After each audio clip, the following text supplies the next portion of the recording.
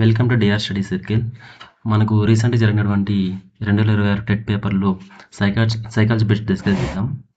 First bit వచ్చి విద్యార్థి ఒక కృత్యంలో చూపుతున్న నిమగ్నత అవధానాలను పరిశీలిస్తూ ఉపాధ్యాయుడు ఆ విద్యార్థి అభిరుచిని తెలుసుకునేందుకు ఉపయోగించే పద్ధతి వచ్చి వ్యక్తాభిరుచి. ఇది వచ్చి స్టాన్లీ హాల్ ప్రకారం ప్రకటిత అభిరుచి, అప్రకటిత అభిరుచి అనే 2 పద్ధతులు ఉన్నాయి. ఇది ప్రకటిత అభిరుచి అంటే వ్యక్తికి ఏవి ఇష్టమో వాటి గురించి డైరెక్ట్గా అడిగి తెలుసుకోవడాన్ని ప్రకటిత అభిరుచి అంటాము.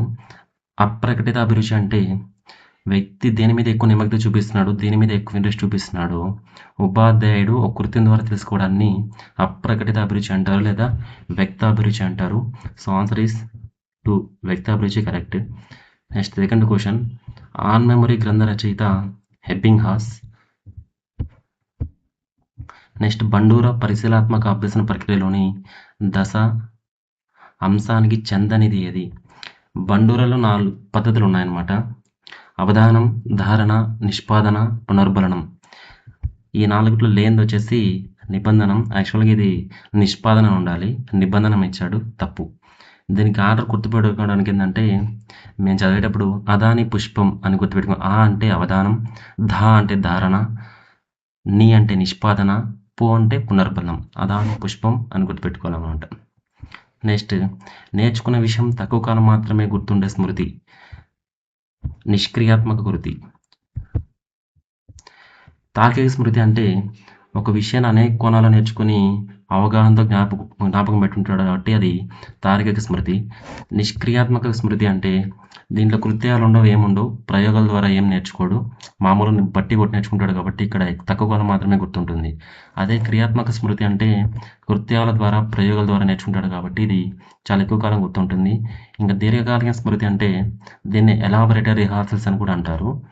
ఇది జీవితాంతం గుర్తుంటాయి. ఇది మన పేరు, సైకిల్ దూకడం, నెక్స్ట్ ఈత కొట్టడం, ఇవన్నీ దీర్ఘకాల స్మృతి కిందకు వస్తాయి. నేర్చుకున్న విషయం తక్కువ కాలం మాత్రమే గుర్తుండేది వచ్చి నిష్క్రియాత్మక స్మృతి. నెక్స్ట్ ఐఈపీని విస్తరించండి. 4th option correct, individualised education programme. Next Vygotsky ప్రకారం క్రింది వానిలో ఉన్నత స్థాయి మానసిక ప్రక్రియ గుర్తించబడినది. విశ్లేషించడం. ఉన్నత స్థాయి మానసిక ప్రక్రియగా ఏవో వస్తాయంటే విశ్లేషించడం, సంశ్లేషించడం, వివేచన, స్మృతి, సృజనాత్మకత, ఇవన్నీ వచ్చి ఉన్నత స్థాయి మానసిక ప్రక్రియగా వస్తాయి.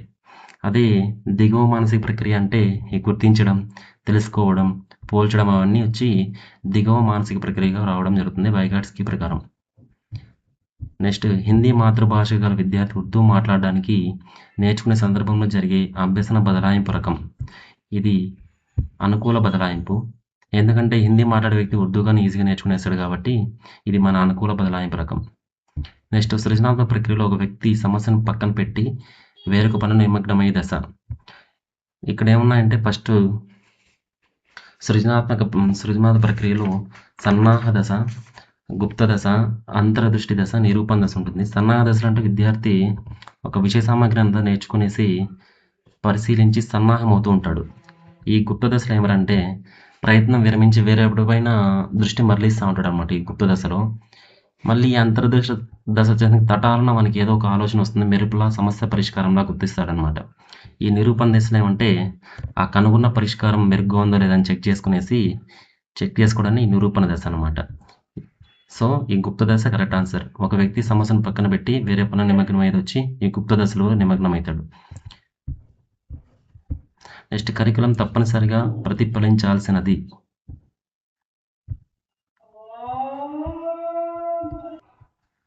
విద్యార్థి పొందే పాఠశాలేతర అనుభవాలు. It's correct answer. నెక్స్ట్ కింది వానిలో ఎన్ఈపి 2020 ప్రతిపాదనలు. బహుభాషావాదం, అనుభవపూర్వక అభ్యసనం, ఫౌండేషనల్ లిటరసీ అండ్ న్యూమరసీ, వృత్తిపూర్వక పునఃరూపం. ఈ 4 కరెక్ట్ అండి. ఫౌండేషన్ లిటరసీ అండ్ న్యూమరసీ అంటే FLN, ఇది మనకు అబ్రివేషన్ అడుగుతూ ఉంటాడు. FLN అంటే foundational literacy and numeracy. Next Descartes ప్రకారం మన మనుగడకు కారణం మన ఆలోచన. ఇది ఆలోచనకి నిర్వచనం అండి. ఆ నిర్వచనం తీసి ఇక్కడ దేనికి నిర్వచనం అని ఇక్కడ డైరెక్ట్గా అడగడం జరిగింది. డెకార్టే ప్రకారం మన మనుగడకు కారణం వచ్చి ఆలోచన. ఏకకారక ప్రజ్ఞా సిద్ధాంతంలో సంబంధం లేని వారు ఎవరు?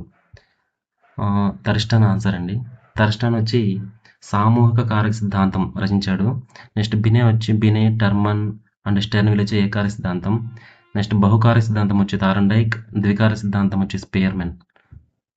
నెక్స్ట్ మూర్తిమత్వ మూలకాలకు గుర్తించండి. కౌశలాలు, అలవాట్లు, సహజ సామర్థ్యాలు, బౌద్ధిక సామర్థ్యాలు. ఈ 4 కరెక్ట్ ఆన్సర్ అండి. నెక్స్ట్ ఇతివృత్త గ్రాహక పరీక్షకు ఉపయోగించే కార్డుల సంఖ్యకు సంబంధించి సరైన ప్రవచనం. ఇదో గ్రాహక పరీక్షలో స్త్రీలకు 10 కార్డులు, పురుషులకు 10, ఇరువురికి 10+1 ఖాళీ కార్డు నిర్దేశించబడతాయి. ఇది కరెక్ట్ ఆన్సర్. నెక్స్ట్ మూర్తిమత్వ వర్గీకరణకు సంబంధించి సరైన జత. ఈ శరీర నిర్మాణం ఆధారంగా మూర్తిమత్వ వర్గీకరణ చేస్తుంది వచ్చి క్రిష్మర్. ఇది కరెక్ట్ ఆన్సర్. నెక్స్ట్ మంచి సర్దుబాటు గల విద్యార్థి కనబరిచే లక్షణం ఉద్వేగ పరిపక్వత. ఉద్వేగ పరిపక్వత కనిపించిన వ్యక్తి మంచి సర్దుబాటు గల విద్యార్థి కనబరిచే లక్షణానికి ఎగ్జాంపుల్. నెక్స్ట్ వికాసానికి సంబంధించి సరైన ప్రవచనాలు గుర్తించండి. వికాసానికి సంబంధించి సరైనది వచ్చి ఈ వికాసం అనేది గుణాత్మకమైనది. నెక్స్ట్ వచ్చి నిరంతరం కొనసాగే ప్రక్రియ. ఇది సంచితమైనది. ఇది ఒకే ప్రత్యేక అంశానికి మధ్య పరిమితం ఉంటుంది. ఇది తప్పండి. ఇది తప్ప ఆన్సర్. ఇది కరెక్ట్ వచ్చి ఏబిసి. ఎందుకంటే ఇది గుణాత్మకమైనది, నిరంతర కొనసాగే ప్రక్రియ, సంచితమైనది. ఒక ప్రత్యేక అంశానికి మాత్రమే వికాసం పరిమితం అయి ఉండదు. నెక్స్ట్ మానవ వికాసం గురించి సరికాని వాక్యం. సెకండ్ ఆప్షన్ ఉత్తర భారతదేశం ప్రశ్నించే వయసు అంటారు. ఉత్తర భారతదేశం ప్రశ్నించే వయసు అని మనం అనవండి. ప్రశ్నించే వయసు వచ్చి పూర్వ బాల్యదశ. ఈ ప్రశ్నించే వయసు దశ వచ్చి ఏదంటే పూర్వ బాల్యదశ. నెక్స్ట్ ప్రాథమిక విద్య నిర్బంధం చేయాలని సూచించిన కమిషన్ వచ్చి Kothari commission. Very very important question. పిల్లలలో దౌర్జన్యకర ప్రవర్తన గల కారణాలు గుర్తించండి. తాము చేయాలనుకుని చేయలేకపోవడం, తమ ఇష్టానికి విరుద్ధంగా పెద్దలు ప్రవర్తించడం. బోత్ రెండు కరెక్టే.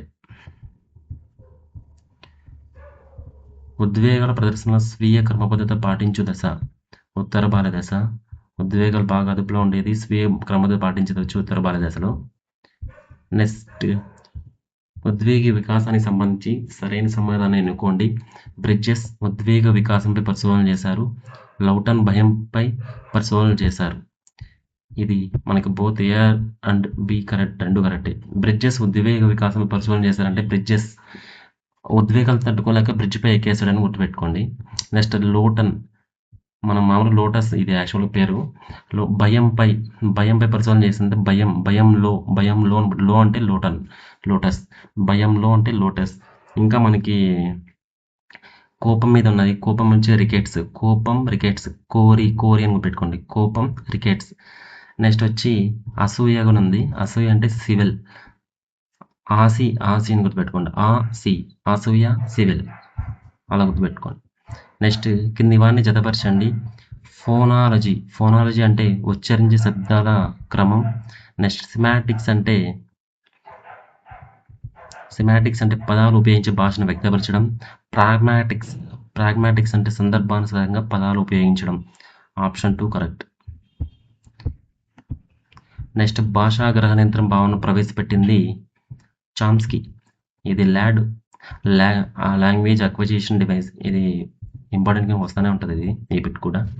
నెక్స్ట్ వ్యక్తిగత నీతి సూత్రాలను పాటించే దశ ఉత్తర సాంప్రదాయ నైతికత దశ. ఇది కోల్బర్గ్ ప్రకారం ఉంటుంది. ఉత్తర సాంప్రదాయ నైతికత దశ. ఇది 5వ దశ వచ్చి వ్యక్తిగత హక్కులు, ఒప్పందాలు. 6వ దశ వచ్చి వ్యక్తిగత సూత్రాలు. ఆ వ్యక్తిగత సూత్రాలు పాటించేదే ఈ ఉత్తర సాంప్రదాయ నైతికత దశ అన్నమాట. నెక్స్ట్ పిల్లల్లో పూర్వ బాల్యదశలో ఆత్మభావన ఏర్పడుతుంది. విజయ సాధనలో ఐక్యూ కంటే స్వీయ నియంత్రణ ప్రముఖ పాత్ర వహిస్తుంది. ఇది థర్డ్ ఆప్షన్ కరెక్ట్ అండి. ఎందుకు తప్పంటే పిల్లల్లో పూర్వ బాల్యదశలో ఆత్మభావన ఏర్పడుతుంది. పిల్లల్లో పూర్వ బాల్యదశలో ఆత్మభావన ఏర్పడుతూ ఉత్తర బాల్యదశలో ఏర్పడుతుంది. ఆత్మభావన అంటే అంతరాత్మ అండి. ఏదైనా ఒక తప్పు చేస్తే వాడు ఫీల్ అవ్వడం, తప్పు చేయడం, సిగ్గుపడడం, అవన్నీ జరిగేది ఎక్కడంటే ఉత్తర బాల్యదశలో. పూర్వ బాల్యదశ జరగదు. నెక్స్ట్ వచ్చి క్రింది వానిలో సంజ్ఞానాత్మక సంబంధించినది ఆత్మభావన. Correct answer. నెక్స్ట్ బ్రూనర్ యొక్క అన్వేషణాత్మక అభ్యసన సిద్ధాంతానికి అత్యల్పంగా అనుగుణమైన తరగతి గది అభ్యసనం. విద్యార్థులు సమస్యను అన్వేషించక ముందు వారికి సిద్ధంగా ఉన్న సమాధానాలు ఇవ్వడం. నెక్స్ట్ ఓఈఆర్ను విస్తరించుము. Open education resource. స్టాటిస్టిక్ అను పదానికి సంబంధించి సరైన సమాధానం గుర్తించండి. Statistic, B and C correct. స్టాటిస్టా అనేది ఇటాలియన్ పదం, స్టాటిస్టిక్ అనేది గ్రీక్ పదం, స్టాటస్ అనేది ఫ్రెంచ్ పదం కాదు, ఇది లాటిన్ భాషా పదం. 30 బిట్స్ కంప్లీట్ అయ్యండి. Thank you.